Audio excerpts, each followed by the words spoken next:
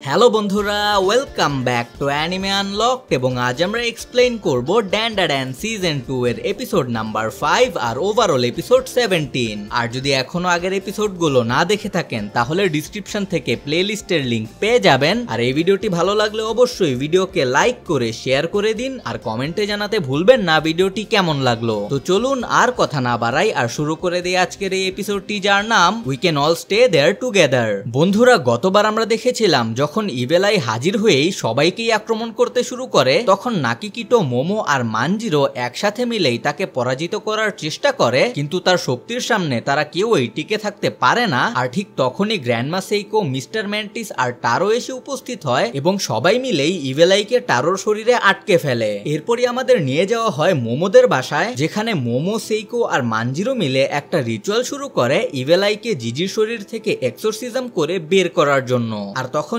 জিজির শরীর টারোর মধ্যেই আটক ছিল, কিন্তু তারা সফল হয় না। আর ইভেল আই যে এখনো জিজির শরীরের নিয়ন্ত্রণ ধরে রেখেছে, সে বলে যে তাদের সকল চেষ্টা শুধুই তাদের সময় নষ্ট করছে। যার পর তারা আরো কয়েকবার এক্সোরসিজমের চেষ্টা করে, কিন্তু তারা কোনোভাবেই সফল হতে পারে না। তারপর সবাই একসাথে ডিনার করে, যেখানে আয়রা উপস্থিত ছিল, যে যদি না জানেন একজন মেজর সাপোর্টিং ক্যারেক্টার এবং তাকে এর আগে সিজন 1-এ দেখা গিয়েছিল। যাই হোক, আয়রা যে নিজেকে তাদের লিডার হিসেবে ঘোষণা করেছে, তখন মোমোকে প্রশ্ন করে যে কেন তাকে জিজির গ্রামে ঘটে যাওয়া ঘটনার সময় ডাকা হয়নি। যার জবাবে উল্টো মোমো জিজ্ঞেস করে যে আয়রা এখানে তাদের সাথে ছিলই বা কেন, যখন সে কোনো কাজই করেনি। আর এই সময় সেইকো মানজিরোর কাছে রোক্কেন নামে একটি সেক্টের ব্যাপারে জানতে চায়, নামটি ভুল বললে ক্ষমা করবেন। যার জবাবে মানজিরো জানায় সে সম্প্রতি তাদের সাথে কোনো যোগাযোগ করেনি, তাই সে জানে না তারা কোথায় আছে। এখানে মিস্টার ম্যান্টিসকে খুবই খুশি দেখা যায়, কারণ সে তার ছেলে চিকিটিটাকে ফাইনালি দুধ খাওয়াতে পারছিল। এখানে আয়রা মিস্টার ম্যান্টিসকে জিজ্ঞেস করে যে কেন সে আবারও পৃথিবীতে ফিরে এসেছে,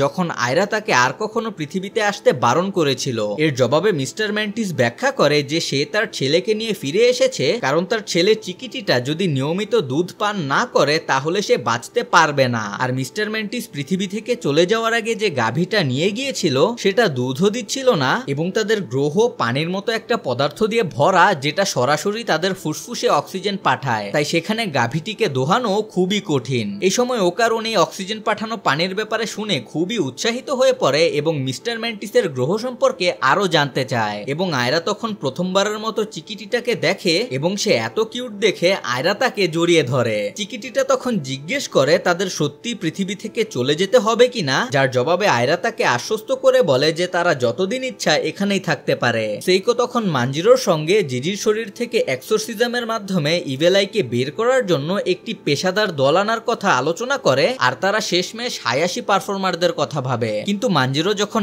একটা দলের কথা বলে, সেইকো বলে যে তারা অনেক বয়স্ক হয়ে গেছে। তখন মানজিরো বলে যে যদি তাই হয় তাহলে একটি হায়াশি দল ঠিক করার জন্য তাকে একটু সময় দিতে হবে। যা শুনে সেইকো জিজির জন্য দুঃখ প্রকাশ করে, আর মানজিরো চিন্তা প্রকাশ করে যে তাদের এক্সোরসিজমের ওপর কতটা ভরসা করা যায়, কারণ জিজির শক্তিশালী স্পিরিচুয়াল পাওয়ার থাকার কারণে ইভেল আইকে আলাদা করা খুবই কঠিন হবে, এবং আলাদা করতে সক্ষম হলেও কিছু পার্শ্ব প্রতিক্রিয়া ঠিকই জিজির উপর থেকে যেতে পারে। ঠিক তখনই টারো গরম খাবার খেয়ে চিৎকার করে সবার মনোযোগ আকর্ষণ করে, আর সেইকো যখন খাবার নষ্ট করার জন্য টারোর ওপর রেগে যাচ্ছিল, তখনই জিজির কণ্ঠ শোনা যায় যে জিজ্ঞেস করছিল এত অন্ধকার কেন।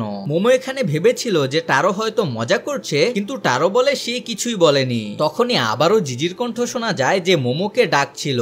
সবাই এখানে বিস্মিত হয়, কিন্তু সেইকো সবাইকে সাবধান থাকতে বলে, কারণ এটা ইভেল আইও হতে পারে যে জিজির কণ্ঠ নকল করছে। তাই সবাই প্রস্তুত হয়ে যায়, আর সেইকো বলে টারো যেন তার মুখটা আস্তে আস্তে খোলে, কিন্তু সিল যেন না তুলে। আর যখন টারো মুখ খুলে তখন দেখা যায় জিজি তার স্বাভাবিক অবস্থায় ফিরে এসেছে এবং সবাইকে দেখে সে অনেক খুশি হয়। সেইকো নিশ্চিত করে যে এটা সত্যি জিজি, কিন্তু এরপরই সে জিজির মুখে ঠান্ডা পানি ছুড়ে দেয়, যার ফলে সে আবারও ইভেল আইয়ে পরিণত হয়। আর এরপরই সেইকো আবারও জিজির মুখে গরম পানি ছুড়ে দেয়, যার ফলে জিজি আবারও স্বাভাবিক অবস্থায় ফিরে আসে। আর সেইকোর কাছ থেকে শেখা তথ্য বিবেচনা করে মোমো বুঝতে পারে যে জিজি যদি ঠান্ডা পানির সংস্পর্শে আসে তাহলে ইভেল আই বেরিয়ে আসবে, আর তার উপর গরম পানি ব্যবহার করলেই জিজি আবারও স্বাভাবিক হয়ে যাবে। এই সময় জিজি গান গাচ্ছিল, আর সে পুরো বিষয়টাকে গুরুত্ব না দিয়ে গান গাইছিল বলে মোমো রেগে যায় এবং তাকে মারতে শুরু করে। কিন্তু তখন টারো প্রকাশ করে যে আসলে ব্যথা সে পাচ্ছে শারীরিক নয়, মানসিক, কারণ এখনো জিজির শরীর তার ভেতরেই ছিল।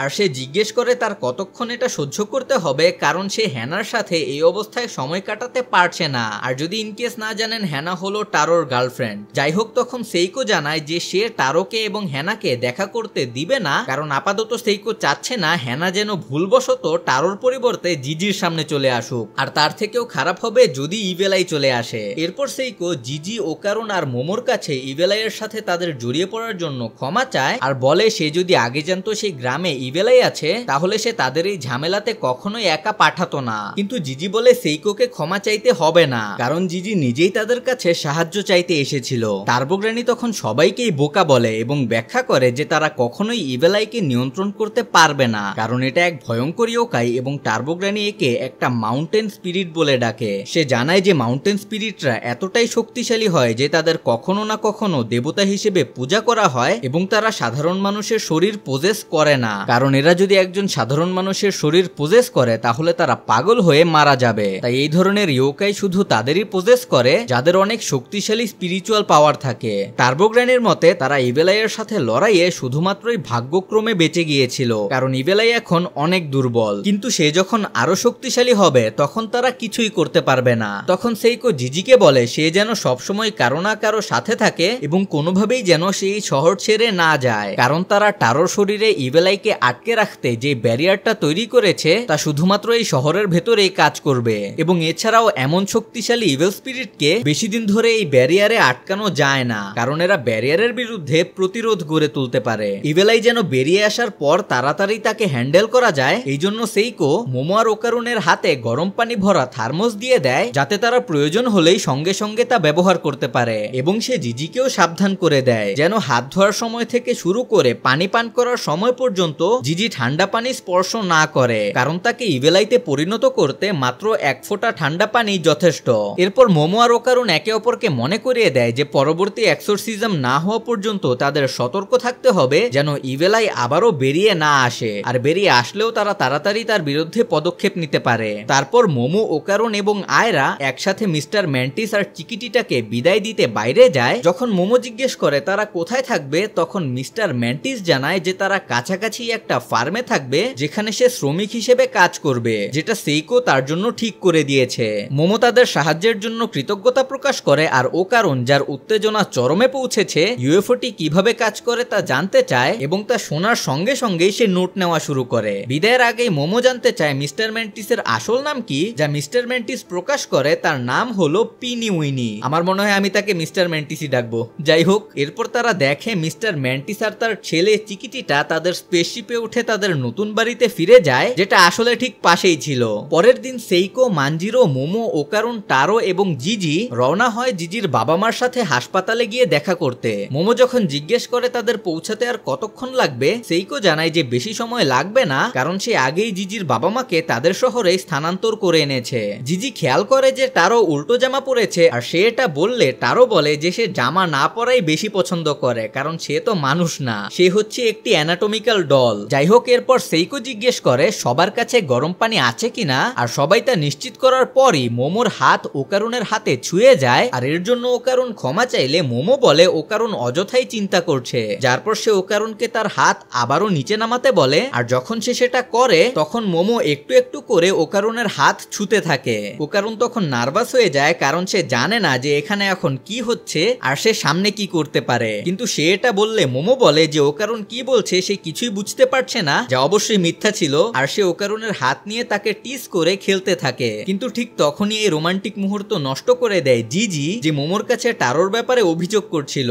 আর অভিযোগটা ছিল টারো জিজির ইচ্ছে মতো নড়াচড়া করছিল না। এবং হঠাৎ করেই সেই স্পেশাল মুহূর্তটাতে জিজি কথা বলে ওঠায় মোমো আর ওকারুন দুইজনেই লজ্জায় লাল হয়ে যায়। এরপর জিজি আর টারোর মধ্যে ঝগড়া শুরু হয়ে যায় এই বিষয় নিয়ে যে কার কথা শুনে তারা চলবে। এদিকে মোমো উল্লেখ করে যে তারা জিজির বাবা মার জন্য কোনো উপহার ছাড়াই যাবে কিনা, যা শুনে সেইকোরও খেয়াল হয় যে তাদের আসলেই কিছু একটা নিয়ে যাওয়া উচিত। সে আশা করে যেন কাছাকাছি কোনো সুপার মার্কেট থাকে। তখন মানজিরো বলে হাসপাতালের পাশেই একটা আছে, যা শুনে সেইকো হাফ ছেড়ে বাঁচে। মোমো আশা করে জিজির বাবা মার কন্ডিশন এখন ভালো থাকবে, কিন্তু জিজি কোনো পাত্তাই দেয় না এবং বলে যে তার বাবা মা অসুস্থ হওয়াতে তাদের একটা নতুন এক্সপিরিয়েন্স হবে, যা শুনে মোমো বলে জিজি আসলে তার বাবা মার ব্যাপারে অনেক চিন্তা করছে, কিন্তু সে মুখে উল্টোটা বলছে, যেটা জিজি সাথে সাথেই অস্বীকার করে দেয়। কিন্তু হাসপাতালে পৌঁছেই তার বাবা মা মামাকে দেখে জিজি আবেগে ভেঙে পড়ে এবং কান্না করতে শুরু করে। তখন মোমো টারোকে শরীরটাকে পরিস্থিতির সাথে মানিয়ে নিয়ে চালাতে বলে, যা টারো চেষ্টা তো করে কিন্তু তার নিজের শরীরের বাইরে থাকার কারণে সে কন্ট্রোল ঠিক মতো করতে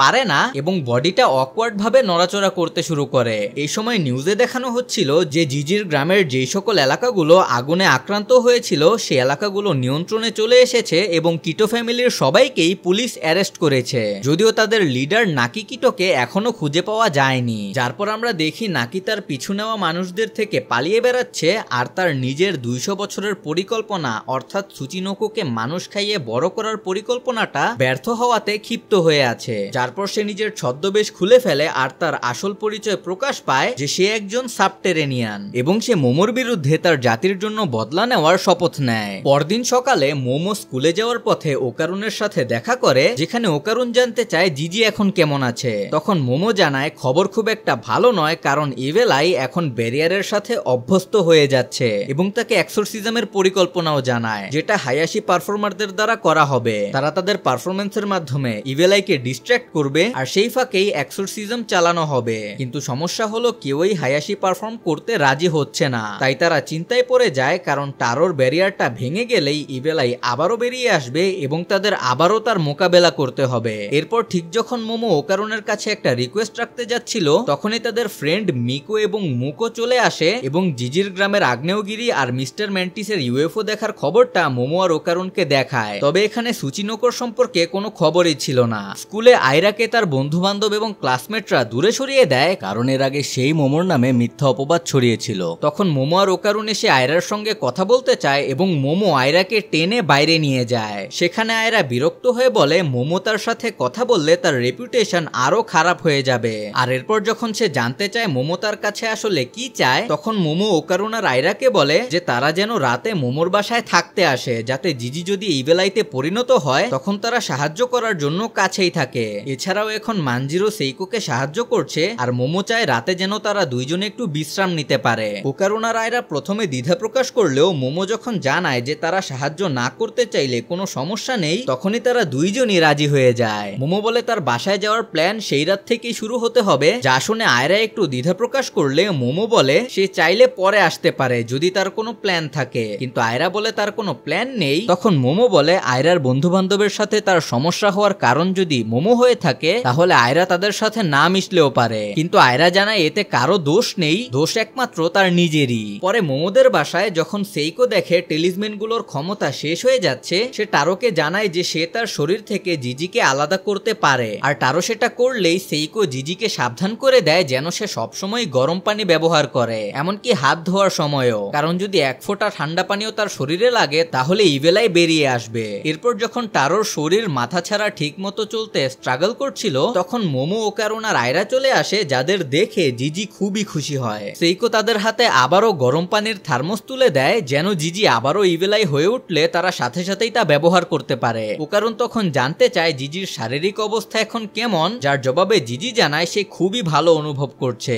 তারপর সবাই একসাথে খেতে বসে আর স্বাভাবিক কথাবার্তা শুরু করে দেয়, যেমন মোমো জিজ্ঞেস করে আয়রা কোন টোনার ব্যবহার করে এবং জিজি আর ওকারুন ভিডিও গেম নিয়ে কথা বলতে থাকে। কিন্তু বিপদ চলে আসে যখন সেইকো ওকারুনকে সয়া সসের বোতলটা দিতে বলে, আর ওকারুন যখন সেটা দিচ্ছিল তখনই একটি মাত্র ফোঁটা জিজির আঙুলে পড়ে আর 1 সেকেন্ডেরও কম সময়ের মধ্যে ইভেল আই বেরিয়ে আসে আর টেবিলটা উল্টে দিয়ে সবার উপর আক্রমণ শুরু করে দেয়। আর এপিসোডটা এখানেই শেষ হয়ে যায়। তো এই ছিল ড্যান্ডা ড্যানের এপিসোড 17 এর এক্সপ্লেনেশন। আশা করি আপনাদের ভালো লেগেছে, আর যদি ভালো লেগে থাকে তাহলে অবশ্যই ভিডিওকে লাইক করে শেয়ার করে দিন। চ্যানেলে নতুন হয়ে থাকলে সাবস্ক্রাইব করে বেল আইকনটা প্রেস করে দিন যাতে নতুন কোনো ভিডিওই মিস না করেন। আর কমেন্টে জানাতে ভুলবেন না ভিডিওটি কেমন লাগলো আর সামনের এপিসোডে আপনাদের মতে কি হতে চলেছে। তো আজ এই পর্যন্তই, দেখা হচ্ছে পরের ভিডিওতে।